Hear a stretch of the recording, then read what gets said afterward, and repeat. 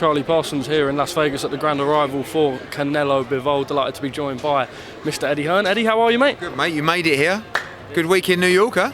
Yeah, good week, although I prefer Vegas. Do you? Oh, good, good. Glad we brought you here then as well, yeah. All good. Listen, it was amazing last week in New York and ready for a massive Cinco de Mayo weekend here, and I think it's going to be an incredible fight.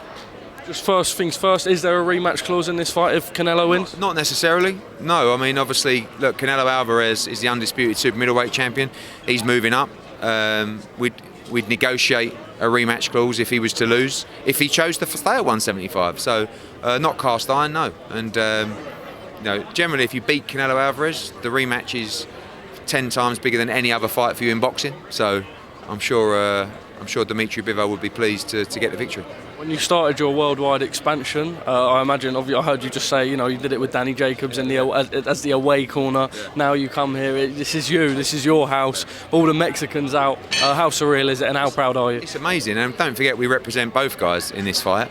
Difficult with Dimitri because obviously I'm a Canelo fanboy, and Frank Smith's a Dimitri Bivol fan, so we're sort of, we're at arm's length. But I came here, I remember standing right here watching the Danny Jacobs grand arrivals, and I just thought, this guy is a superstar. Canelo Alvarez, Rocky Fielding fight, and I never thought eventually we'd be promoting him. So to stand here in a big multi-fight deal with him with a pound-for-pound #1 makes me very proud, as did last Saturday. So we're on an incredible run at the moment, and there's many more to come. But I'm really looking forward to this fight. Honestly, I think it's such a tough fight. You saw those guys head-to-head up there. It's going to be a thriller. Obviously, Canelo's got 2 fights on the deal with you. I saw someone at the announcement press conference for this fight ask him, look, you didn't take the PBC deal, would you rule it out for the future? He said no. Obviously, you and Canelo, you get on well. We saw you upstage having a little tickle together. Do you expect him to stay with you after these 2 fights? We're already talking about the next one in December, so we expect 3 fights with him this year. And we've got a great relationship. He went and took a fight on PBC. Maybe in the future he takes another fight somewhere as well.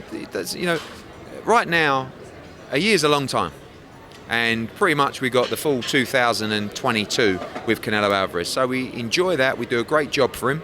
We keep everything honest, classy, respectful, and those relationships are key. And our relationship with Canelo Alvarez is first class. Just a little touch on Philip Hrgovic, Zhilei obviously cancelled because of Philip's personal issues, fair enough. A fight on this amount of time with for Zhilei Zhang, what sort of opponent are we looking at? People say Dempsey McKean, is that a potential? No, he's in Australia. We'll find an opponent for Zhang. Obviously, Philip's father passed away, and it was, our thoughts are with him and his family. He couldn't focus on this fight, and we understand that, so we'll announce an opponent in due course. Just finally from me, any update on Anthony Joshua, where the fight will be, and broadcast to Sky? No, I would think we'll announce the fight next week after this event. Saudi Arabia? Possibly. Sky? Possibly. Thank you, Eddie. Cheers, mate.